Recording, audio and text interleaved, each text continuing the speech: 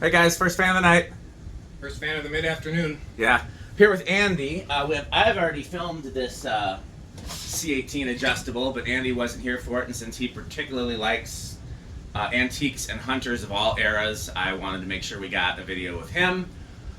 So we're going to do a second video of this, and yeah, anything you want to say about it before we start the test? Let's see, I haven't had a chance to really look at it yet. Yeah. This is pretty cool. So this is probably the oldest antique hunter I've seen in operation. It looks like it has the what they call the adjustable system, which is like almost an early version of Adaptair, but better because you could do it while the fan was running, right? Yep, and we will do that in the video.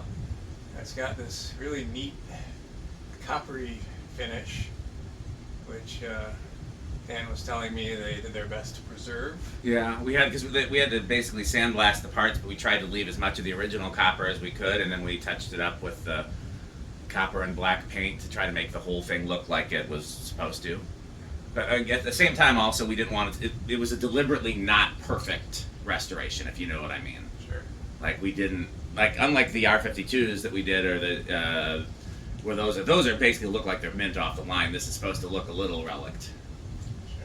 Just because it was in such This tag is over here. It says Hunter Fan and Motor Company. the one on the switch housing should have more information.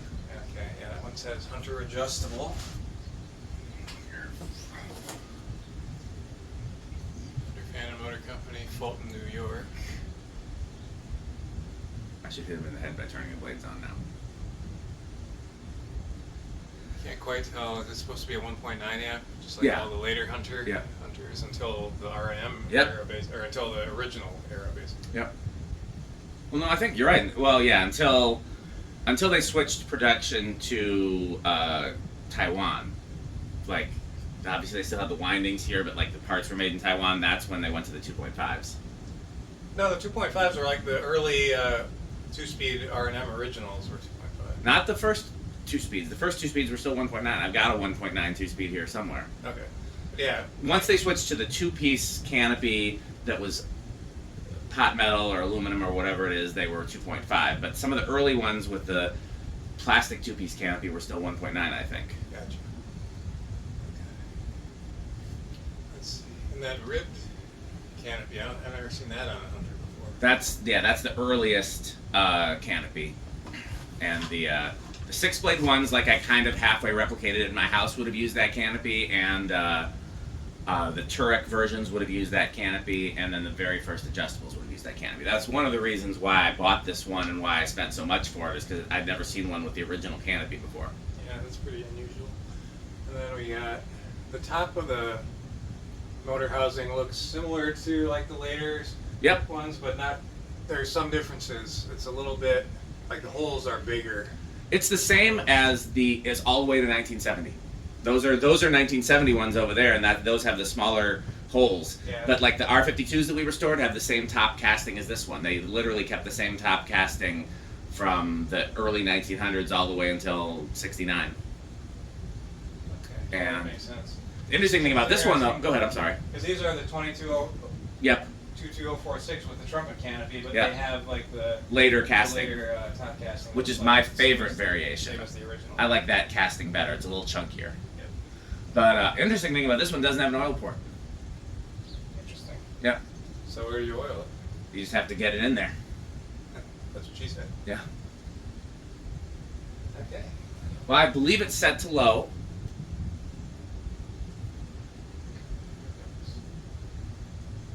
It's up to you whether you want to tack it and CFM it. We've already done that, but if you want to have it in your video, we can.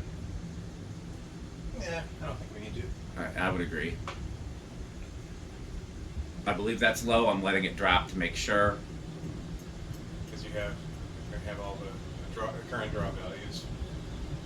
Yeah, I mean, it could be slightly different based on voltage fluctuations, but low last time was like 1.2. And again, it's an antique low, so it's still pretty fast. That seems like it might be medium. You want to turn it one more time and just double check? Either that or it's just drawing more current than it did last time. No, that was low because that's off.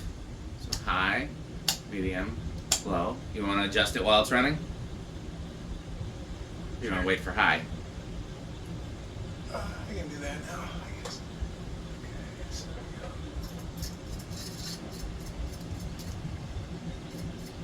there we go. So we got updraft. Yep.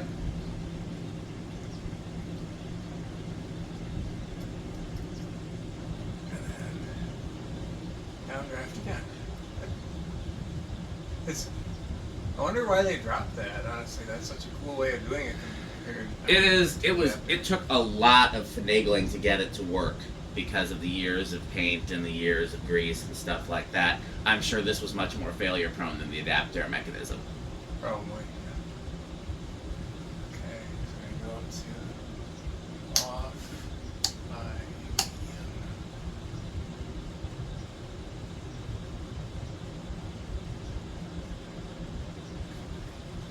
What are we drawing now? 1.5, about the same, ironically. But it is, I mean, there is a speed coil in there, and the speed coil does work. I have pretty thoroughly.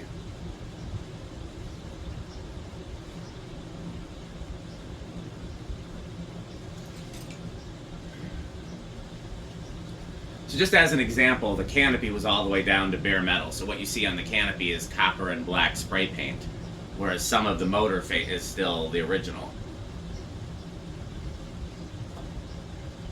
And then the blades we completely refinished, and Pete did a really nice job on the high gloss paint. Yeah. I'm gonna get Rick to do his magic on the motor tag, because the motor tag had years of yuck on it. And so Rick's got a good way of shining those up. We'll let him do that. It's Rick's magic.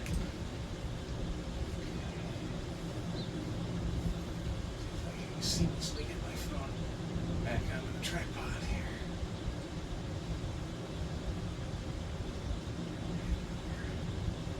Okay. So this will be a little off.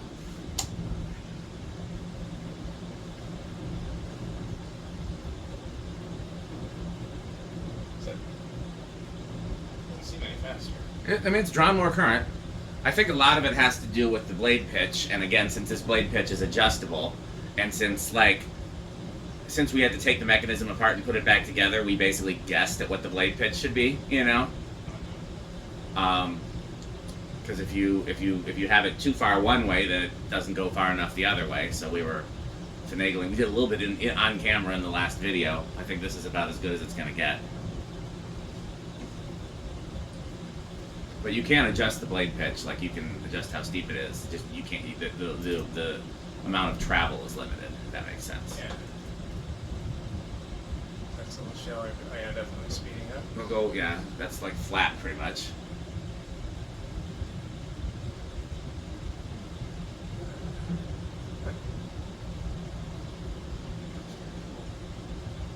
You want to reverse it all the way?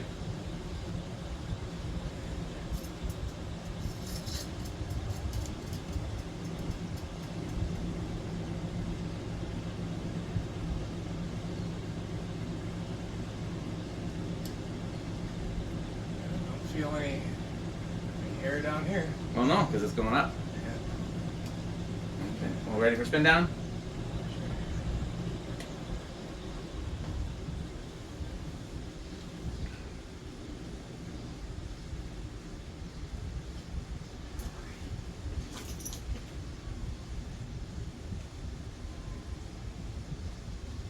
I think we did a pretty good job. Yeah. Took definitely some trial and error. There were several days where I thought we would test it, and then something wasn't quite ready yet, and that's why I kept telling you, come on over. And I thought we would, like Friday, I thought we would test it, but we didn't have the right size rubber grommets to go in the little wheel there. I don't even know what you call that, the little Adaptair ring. They were slightly too big. And that's what that tubing is for, so we can still try some other sizes, because it's still not quite the right size. Okay, I'm hit the 10 switch. Did not start on 10. 1, 2, 3. Okay, it's starting on 13 this time. Oh, but it stalled. 14, 15, 16,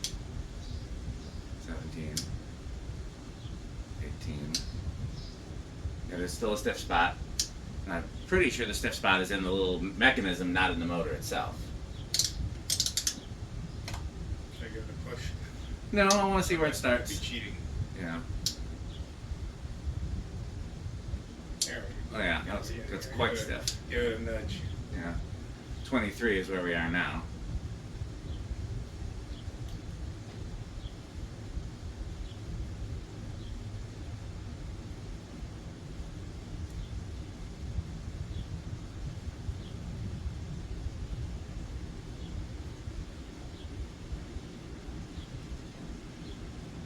It looks like you went around the down rod with the wire. I did because back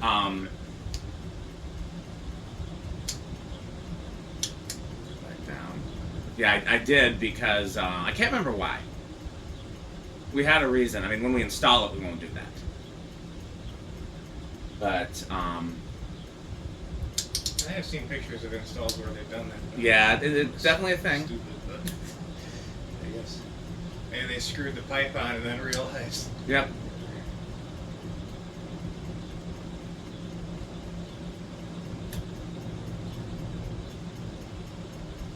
What's funny is 23 is as high as you can go. That's where it started, so that was really stiff. But I mean, again, I hope it'll reacclimate, especially because again, we couldn't. You know, again, once we hang it somewhere, and you know where I want to hang it. I haven't disclosed that on camera yet because I want that video to be a surprise. Although I think a few people can probably guess. I'll definitely do a better job of lubricating it. The problem is that some of the paint was still wet when we were doing our last video, so I didn't want to like, you know, cover it with oil. And then I didn't want to do that today either because I'm hoping to take it down and move it. And so once it's in place, we'll do the final paint touch-ups, and then after that paint's dry, do the final oil touch-ups, and hopefully that'll be what it needs. But you see, I mean, it has a nice spin down for under the circumstances. So I'm just a little surprised that it doesn't. So at that time, it started on 20, but you can still kind of see the rough spots.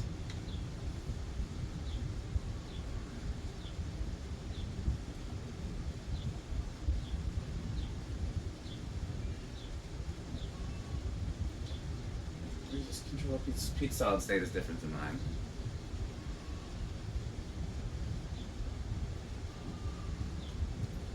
I don't want to see it stiff again.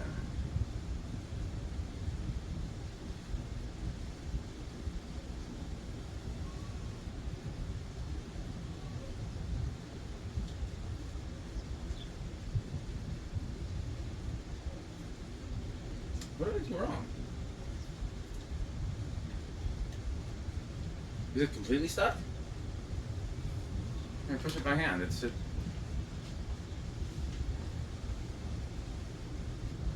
I feel it vibrating. Okay, I'll push it. There we Yeah, something was stuck. Again, it's those, you know, we had to rebuild that mechanism, and we're using rubber grommets from the hardware store, and that's what these bits of pipe are for, because these might be better suited for it, but then we have to take the whole thing apart. So the question is, do we want to take the whole thing apart just to test different rubber grommets? I think I'm gonna, again, I'll lubricate it with this first. It looks like some of the blades have a little bit different pitch. I mean, you can adjust them if you want to. I mean, just one that's, or no, it's because this blade is warped. Yeah, yeah, one of the blades is a little. Yeah, it doesn't look to be at the same angle as the others, but it probably is. At least at Well, it's sticking again. That's interesting.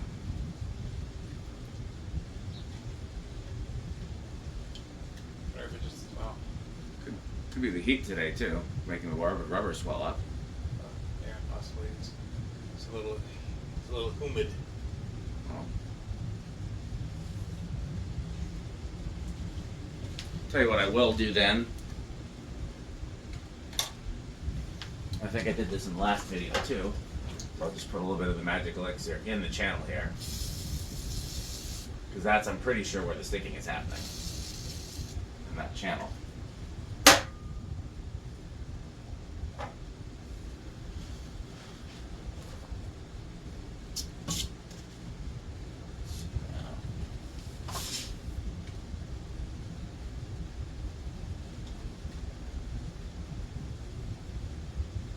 See there, now it's starting on the solid state. Magic elixir. Yeah. Like I said, we could always replace the rubber with one of these tubes, which is what we had this originally and it was just too big. Now we got a few different sizes to try. But yeah, that's where the issue is in that channel. Dead silent with the solid state though. Yeah. Okay, let's do 0 to high, and then is there anything else you want to see?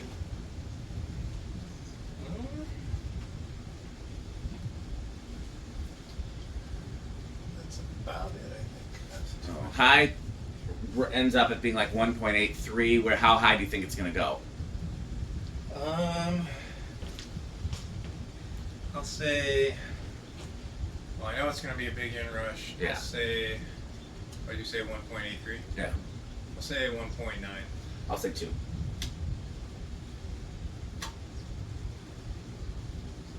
$2.24. Wow. No, 2.4. Oh wow, that was way off. Yeah. Well, yeah.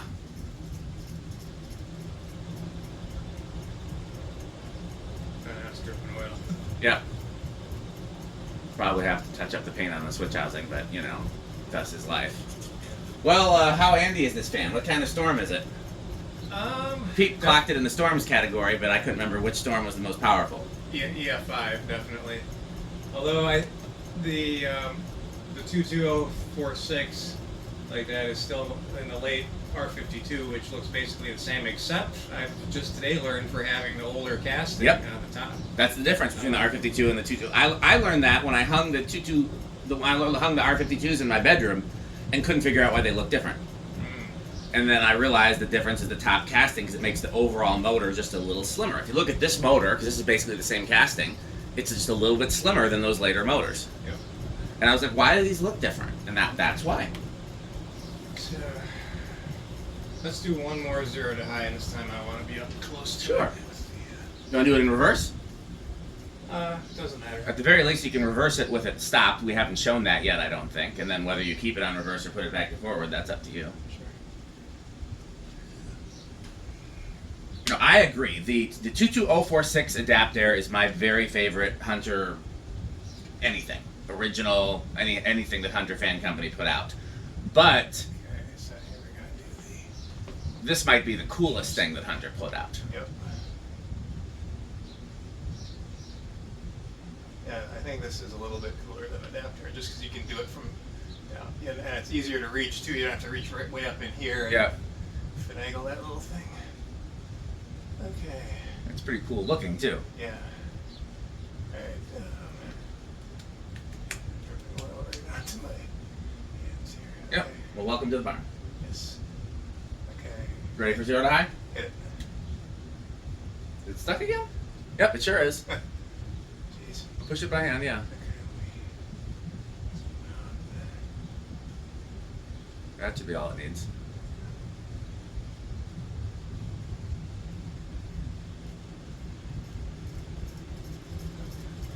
I could probably put some lithium grease in there. I wonder if that would help, because the WD-40 is pretty thin. I like the WD-40 because it's the easiest thing to get in there. Okay. Oh, now that it's flying. Yeah. Okay. Should we thank our sponsors? Well, I'm gonna splice the video on the end of it, unless you have it handy, the one with the voiceover work. Oh yeah, I know. Yeah. Alright. I'll splice it on the end. So stay tuned for a message from our sponsor. Is this an F5? Yes. Okay. Well, please follow Andy's channel as well for additional fan content. As always, It's under my full name, which is Andre. Andre. He's français. Oui. So yeah. But also don't forget to buy Pedro's and of course buy Fanstick. Thanks for watching. This video is brought to you by the following sponsors: Sandstick, Lightstick, Taco Burrito Mexico, Sperry, the beverage of fan collectors, The Good Manufacturing Company, 81220 LLC, where our motto is crunch, crunch, crunch, crunch, crunch, crunch, crunch, crunch. RickOrSheep.com, a fun game you can play with your friends. For more information, go to rickorsheep.com. Power Vacuum, the vacuum with more vacuums. Yudong batteries. When I think of batteries, I think of Yudong. Major funding for this series is provided by the Corporation for Public Broadcasting and by the annual financial support of viewers like you. Pedro's making Mexican. Pedro's making Mexican.